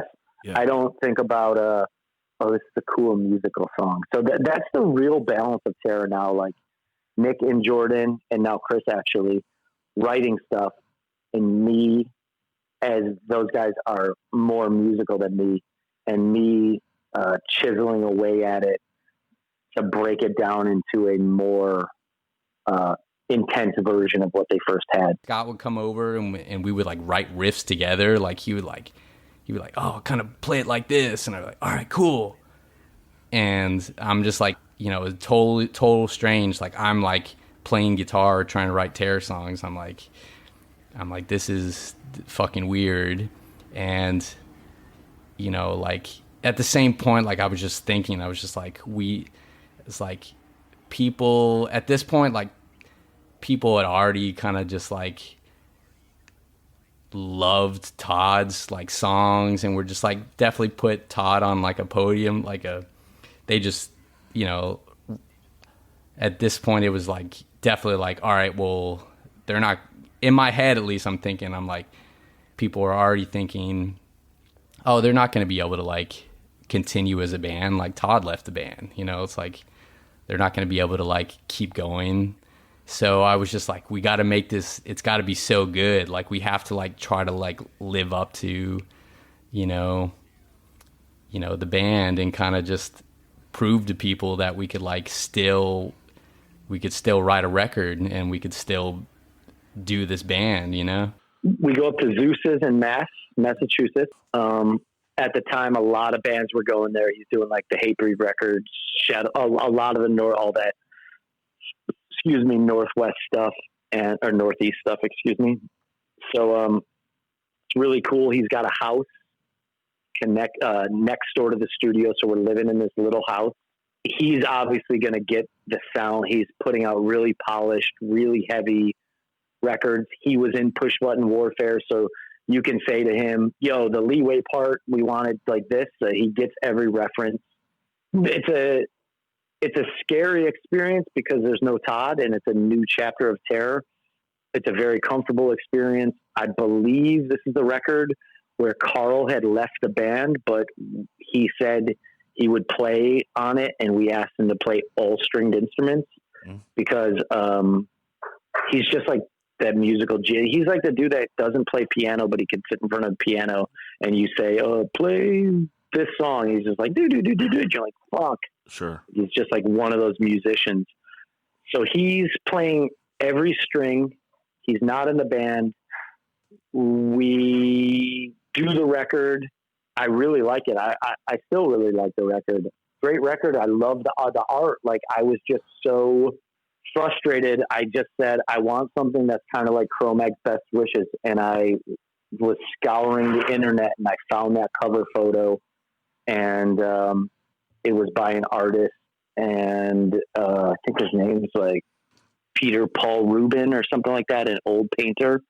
And I just found all these paintings from him, and Busky did an amazing job with the layout. So we recorded at in Massachusetts with that dude Zeus, and he had like done like Hatebreed records, and he had done, I think just recently, right before that, he had done like that Madball record, the Legacy. It was like their first album after Hold It Down.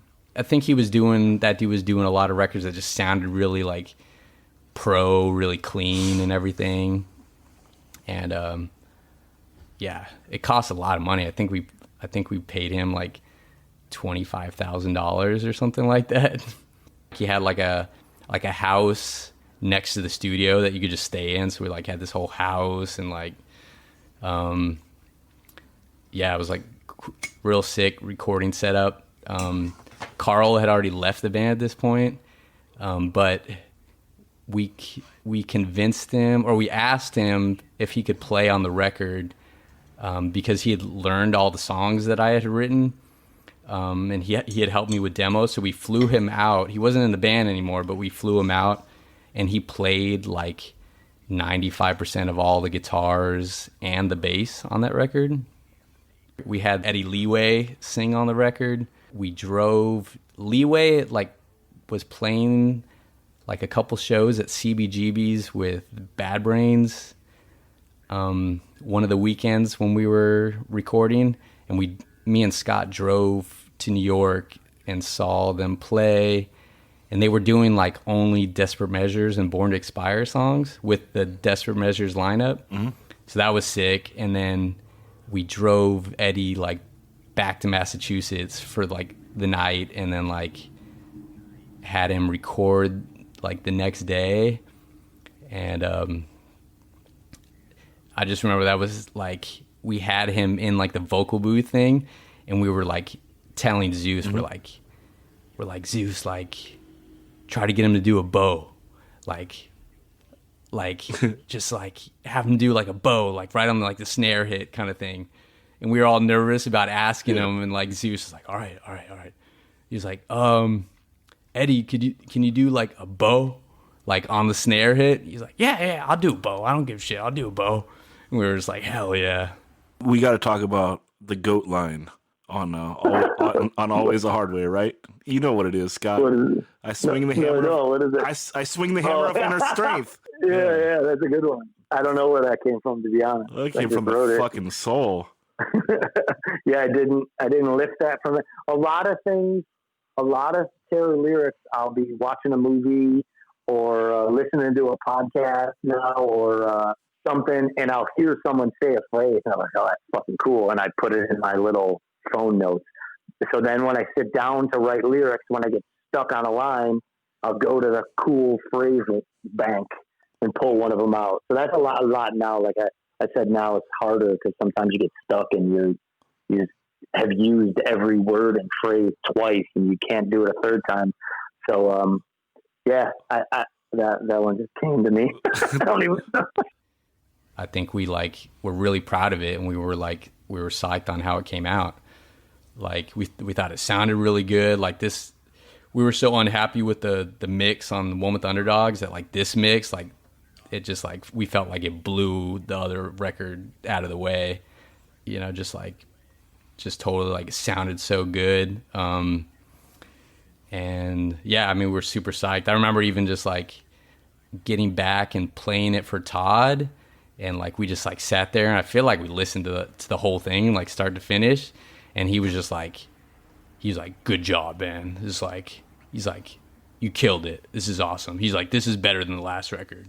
Said something like that, and I just felt like, all right, cool. Like I like did the band justice. Like I didn't totally like ruin the band by putting out a shitty record, like, you know, after the first stuff that we were so proud of.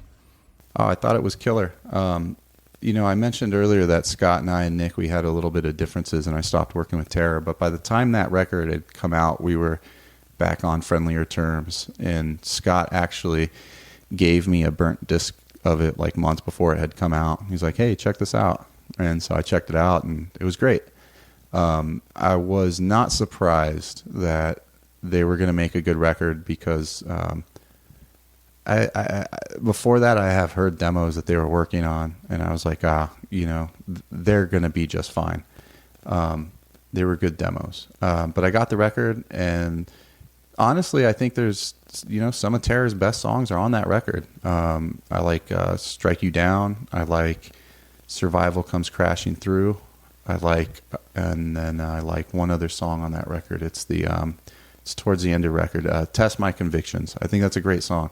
And every song on that record's pretty good. And they did a great job. I remember liking that record and thinking it's pretty good. This is kind of at the time when we lose some of our steam, though. We're probably touring so much.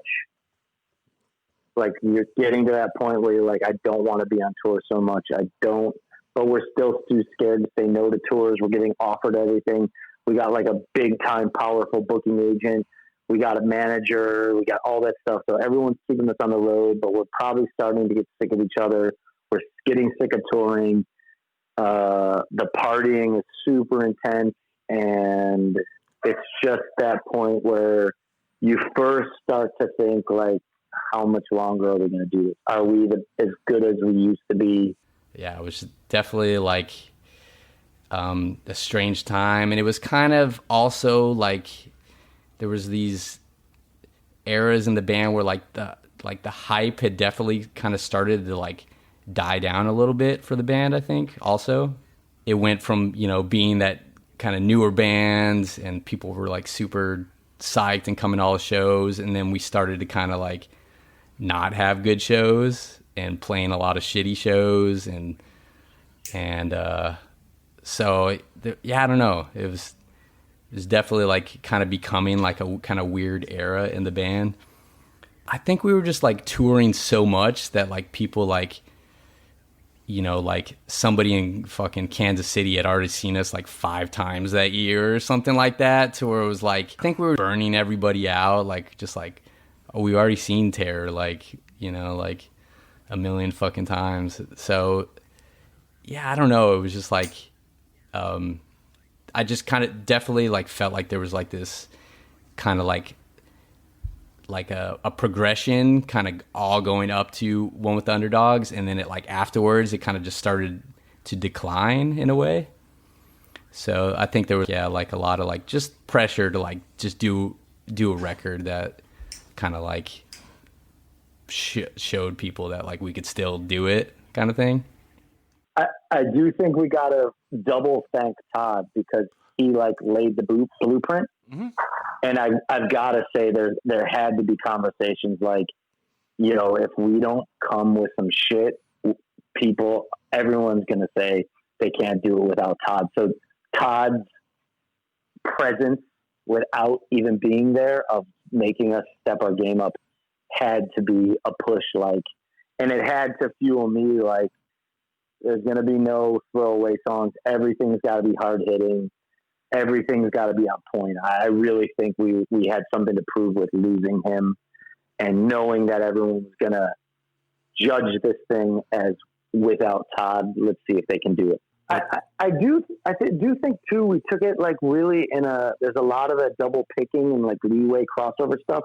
And I may be out of line here and giving us too much credit. I'm not sure, but I don't know if there was too many bands really doing that. And then, you know, in my head after that Bitter End came and did a lot of that stuff, and a lot of bands started doing that. I don't know if I'm giving us too much credit, but I think thinking like, are we doing too much metal picking here? Is this going too metal? But there had to be in our head too, like, we're getting a lot of tours with like a lot of outside the box bands at this time. Like we're really in that world. Like we did the Sounds of Underground tour, with like Guar and Chimera and Shadows Fall. We got a Shadows Fall tour. So they're definitely, and Hatebreed, and you see how big Hatebreed is, and everybody's telling us, you're the next Hatebreed, you're the next Hatebreed, you're the next Hatebreed. So there's got to be this, okay, let's feed them a little more metal. Let's get into that. Or maybe that was more a thought on the next record, but somewhere in these next two records, that was kind of in our heads a little bit, I would think. I think we had alienated some people where where a lot of people are like, think we're fence walking as a hardcore band, but playing with all these other things, or maybe we're trying to gain new fans too much. Like there was definitely, and I think they had a point. And I think up till Keepers of the Faith, we were kind of maybe somewhat unsure of which road we wanted to take. Did we want to pursue being a band that got to this next level, or but we were always so into hardcore and supporting, you know, we would take, anytime we saw a new band that we liked, we'd take them on tour, we'd take them to Europe. And, you know, it was kind of, I don't know. It wasn't like we had these big conversations like we're going to take over the world, or we're only going to tour with these types of bands. But I could see from a outside perspective, it was like, what are these guys doing? Like, what are they? Oh, there's fucking Terror. They say there's a show about the hardcore scene. Why are they playing for $35 with this metal band with a barricade? We always tried. I mean, we always absolutely 100% were a hardcore band. But I think when you open up those other lanes, you subject yourself to be criticized, whether it's out of real constructive criticism, or you didn't take someone's band on tour, so they want to find a way to shit talk you. This is shitty, and it's now water under the bridge. But so we're recording Always the Hard Way. We take band photos for Always the Hard Way. I'm wearing a Hatebreed shirt, I remember, in the band photos. And after the tour, after the recording, we did a tour to get home with Ringworm. So we're riding back to California, and I remember last show of that little thing, and then we're going to get a break, I imagine. We played the Showcase Theater, and it's so weird because Martine came to me and said, I heard Frank quit Terror. And I was like, what? And I think my head probably started spinning and blah, blah, blah, blah. And I remember me and him went out back, and he's just like, dude, I got asked to be in Hatebreed. I'm in Hatebreed now. And I felt so, I guess, betrayed. And I think I yelled at him, and like tears were coming down my face. And I was like, you fucking sold us out. And I don't know what I said. I felt really slighted. And now in retrospect, I understand it. Like, he got asked to have an amazing opportunity. And although I think if I was in his position, I wouldn't have. If Hatebreed needed a singer, I don't think I would have left Terror, because it meant so much to me, but maybe it didn't mean the same to him. I've had a lot of time to think about it. And he's one of my best friends. I remember I wrote Jamie and said some shit to him, and just like, I don't know what I said, but yeah, I was bitter and pissed. And strangely enough, Martine, and I think maybe it's karma, because he was in Ringworm, and like we did that to Ringworm, so maybe it was time to get some payback. But we got Martine in the band to replace him, and I remember I was so slighted that Martine was like, dude, I want, not the same night, but he was like, I really want to be in Terror. And I was like, he was in Donnybrook, who's probably our best friends at the time. Dre's one of my best friends. I remember I was like, I got to ask your brother. And I was like, hey, Martine wants to be in Terror. I'm not fucking your band up. It's, if you tell me you don't want this to happen. He's like, I absolutely want it to happen. So we got Martine in the band. We got Busky, as I said, Carl had quit, but played on Always the Hard Way. We got Busky in the band. Again, like, that's a great lineup. Martine, Busky, Doug, me and Nick, and lots of touring. Getting Martine in the and Busky in the band, they're both graphic designer people. Martine is very level-headed. Busky's like me, very hot-headed and can freak out at anything. But Martine, very level-headed. Both great players. Martine, I keep going to Martine because he's still in the band, but you know, I don't want to sell Busky short. Martine's a great guitarist, great live, never fucks up, is always on point, great at doing backups. He was one of the additions we needed to get this band to continue for the next 12 years, whatever we're at. I guess we were like trying to do something a little different. We were touring with a lot of like metal bands at the time. I would like in that era, I mean, we played with some weird ass fucking bands. This is when a lot of those bands like Muir, and we're doing some tours like that, very hard partying days, a lot of drinking. And I think that's why The Damned Shame is my least favorite record. And it's not because of the songs. The recording came out great. I like the songs, but I was just in a place where I was just on tour for so long. I was just over it. And I just phoned in the lyrics. I was writing the lyrics, like they'd record the song, give it to me. I'd have 24 hours to write the lyrics. And if I didn't have anything, I would just like, first rhymes with cursed. So let's make a line out of that. Like, I just phoned in the lyrics, and just not my favorite time of Terror. My least favorite time of Terror. We'll go that far. This is also when we signed to Century Media. Mm-hmm. So, that was 4 fucking records. So that was like this is the start of a 10-year contract, which in Europe was amazing. In the US, like a band like us on Century Media, luckily we were smart enough to put in our contract that we can always put the vinyl out on a label of our choice. So we're doing all the label. We're doing the vinyl on Reaper. We're doing, they push us a little in the US and like the bigger metal stores and mall stores. And in Europe, Century Media is really good to us. So label wise, we're good. They have some money for videos. They have some money. So that way we're good. I just feel like the morale of the band was down, and we've been touring too much, and me and Busky are both hotheads, and there's just like arguments, or even if it's not an interband thing, we're breaking shit and having freakouts, and it's just too much shit, too much touring. That fire I talked about earlier, where I'm so psyched to rewrite the lyrics, I'm putting it off for like till the very last minute, like I said, and it's just too much. Like, there's this like industry standard. You have to put out a record every 2 years. Who the fuck says that? Right. But we're like following it. And we're just, it's just like too much. No one needs the 4th Terror album right now. Let them wait. Let us wait. But just, you need a new record for the touring cycle, which is just bullshit. It's not true. And we're just following it. And at the same time, but I will say this, things are bad, and maybe in the US we're making some decisions I don't love now, and there's some bad things, but in Europe it was always just growing and growing and growing, and now we can headline a bus on a tour. We can headline a tour on a tour bus, take any bands we want, and have the best time of our life. So over there in Europe it's great, and we're making money. That's definitely how we all survive and make money. And Europe was great to us, and maybe sometimes over here we're doing some stuff that I wish we didn't. So we're like kind of doing all these like metal tours. I'm not gonna say like those bands influence like the records or anything, but like, I don't know, maybe it's hard to say, but like maybe we felt like we like, you know, maybe wanted to do something that like kind of did.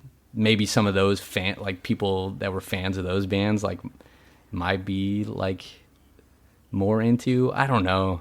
Like, I think part of it also was like I had like a laptop, and it was like the first time where you could like write songs on your computer, like recording demos like using like fake drums like on your computer. And it was like you start to like experiment more when you like have a like, oh, I could do all these things. I don't have to like, you know, like before it was like every time you wrote a song, like you would have to like get in the studio and set up microphones and play it, and then like you couldn't like edit it or anything. Like now it's like, oh, I have my fucking laptop, I could edit the drums and like change this around, add all these extra guitars. So I think a little bit was that, like, oh, like we could experiment with like kind of different stuff. So we just like we're trying different things. We should talk about when you were talking about Carl leaving the band. You got Busky in the band, and he was actually in for a pretty long stretch. True, and so yep. Yeah, I would say that he probably influenced this record a lot. Like he turned me on a lot of different bands. So he's kind of like he's into like really like kind of like hard, heavy stuff. So like he showed me a lot of bands. Like he got me. I would say he really got me into like Crowbar at this time. Like he's like a huge Crowbar fan. So I want to say like I was like listening to a lot of like Crowbar, really like kind of like heavier stuff. So that was, I would say like Busky was definitely like pretty key and like influencing this record. Cause he definitely brought like some of that stuff into it. And it was the first record that he played on. And then also you get Martine. Yeah. So Martine had joined the band recently, and Martine is like such like a machine, like guitar player. Like he just like plays so tight, and he played all the guitars on this record. So that was like super cool to have somebody that was like, Martine was so like, he was super psyched to be in the band, just like really gung ho about being in the band. So he just like learned all the material and just like, you know, just like played all these songs like really well on the recording. I mean, I would say that was like, kind of like, I mean, Martine has been in the band now for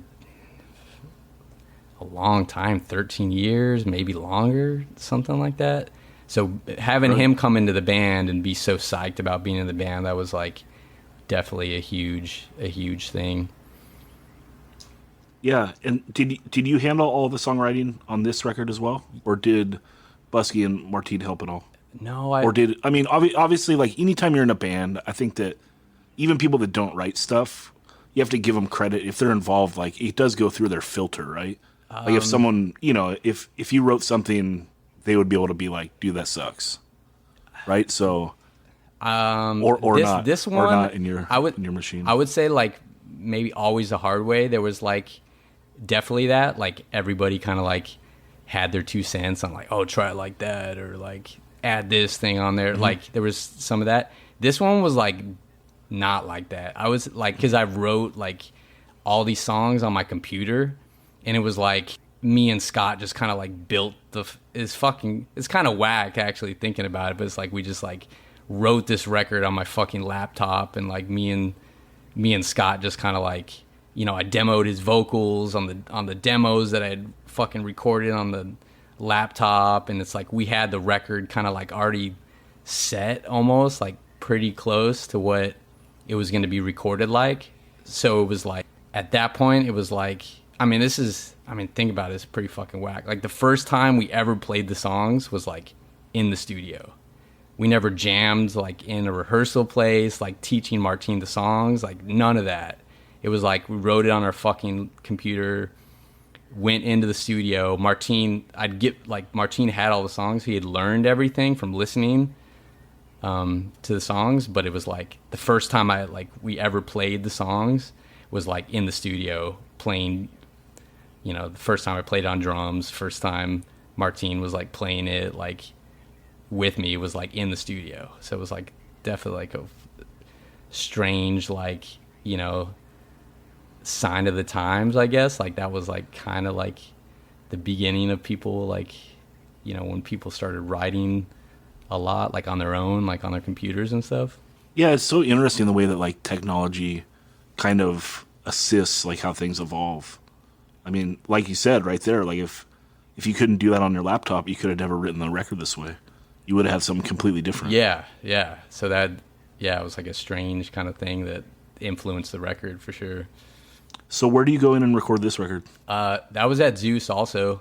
I just remember it was in the dead of winter. Like it was like fucking, you know, this is like Western Massachusetts in the middle of winter, like fucking snow and ice like everywhere, just fucking cold as shit. And I don't know, it was like definitely like a strange time in the band too, where like we were like, it was like we were touring so much. I want to say we were like, we did a tour to get out to the East Coast, recorded, and then did a tour on the way back. There was a lot of times in that those years where Scott definitely came to me, was like, do we still want to do this band? Like, is this like, you know, like all these people are like coming in and out of the band. Like, do we still want to do this? I feel like Nick's always my go-to, and I still do it now. Like, I'll always go to Nick and be like, are you still feeling this? Are we going to, you know, he's always just like, I want to do this forever. Even now, I think I recently, the last tour we did, we played, the second last show was in Cleveland, and it was amazing. It was like a perfect Terror set. And I just looked at Nick after, I was like, dude, that was so amazing. I can't believe we still do this. I just want to keep it. And it's just like, so Nick has like, you know, he's engaged and is getting married this year and stuff like that. So those things get in your head, like, you know, is he still going to want to be doing this? And I think I wanted validation. He's just like, I want to do this forever until we can't do it any longer. So I think Nick's always my go-to factor because he's so level-headed and he's seen everything, like even the nights where I don't remember because I was a drunk idiot. He's seen everything. He knows everything. He remembers everything. So he has a complete calculation of Terror from day one till now and the times we're talking about in the middle. I think I always just go to him and feel him out. And I mean, there's those thoughts like, what the fuck am I doing with my life? I'm miserable. I don't want to be in the van. Why the fuck are we on tour with this band we don't like? Why are we playing with this barricade? The things that all come up are you hear someone talk shit about you. Like, why do I put my life into this and to just have this thrown back in my face? These people they don't care. They would never understand. I got a kid half my age telling me the band I put my whole life into is fucking shitty. Like these things they get in your head at some point, but I've never had this thing where I wrote an email to the group email, like, guys, I'm thinking about quitting. I don't know if I can do this anymore. You know, I've had those thoughts, but it's never came out to the point where I put it out to everybody. How do you feel about this record when you have it in your hand or you listen to the mix? I think we were like really excited about it. I remember Scott for a long time saying like he loved the record. Like he's like, this is our best record. He was so psyched on it. I don't know if I always like shared like that same kind of feeling. I felt like we did this really cool thing. Like, I mean, I felt proud of it because I like, you know, like wrote another full album, which is really hard to do, as you know, it's like to write that, you know, that many songs and kind of form an album. It's like it's a lot of work, and then it's like it takes a lot of time, and it's like, and you're doing it on a crunch timeline too. That's something to think about, is because like you're full time touring, and you're trying to write a record. And you're trying to have one come out like every 2 years. Yeah, we were touring like so much during this time. I mean, like there was a few years where I counted like we played over 300 shows in a year. It was like we were literally like on tour all the time. It was like, you know, the kind of thing where like, oh, here's a month and a half tour and then like a 2-month tour, but there's like 10 days in between. Like we should book some shows to get from that tour to the other tour. like it was like nonstop. Like we were just like on the road like all the time. So I mean, then that's probably why we would like wrote the fucking thing like on a laptop, like on tour. Like it was like we weren't even home or anything during that period. It was just like touring so much, just gone like all the time. How are you feeling about like touring? Are you getting the burn at all? Because that's so many shows. Yeah, like, I think, what's holding you up? I think we're all kind of burnt out, like a little bit, kind of like wondering like what's gonna happen with the band. People are like partying their asses off. Like I think at this point I was the only, like when the band, there was like a good like few years where I think everybody in the band was straight edge except for Scott. So it was like definitely not partying going on. And then at this point it was like 4 partiers and me, and people were fucking like raging. Like it was like, I don't know, we were doing tours that were like sponsored by fucking Jägermeister and shit, and the people were just like going insane, like just like fucking partying their asses off. So I don't know, it was like almost like people were more concerned about like partying and like being on tour and wilding the fuck out than like caring about the band and what the band was doing. It was almost like the band was like the vehicle that kind of like helped people get out on the road and fucking go wild kind of thing. Yeah, is that a talk that you ever had to have with anyone? Oh, I mean, so many, there's just like so many times, like I said, like conversations Scott and I had, like, do we still want to do this? Like, you know, like, like what are we doing? Like, you know, like, do we want to continue? Like, this person just left the band. This person just left the band. Like, do we still want to do this shit, you know? And it's like, me and Scott were always just like, yeah, like, fuck it. Let's, you know, like, we're down. Like, we don't want this shit to end. Like, you know, like, me and Scott were always just like 100%. Like, let's keep doing it. Let's fucking let's get this dude in the band. Like, you know, maybe he'll just kind of bring some life into the band or whatever. And we just like always, whenever we had that conversation, we're always just like super optimistic about just like, we can do this. Like, you know, like we can kind of get through this or whatever. We can keep it together.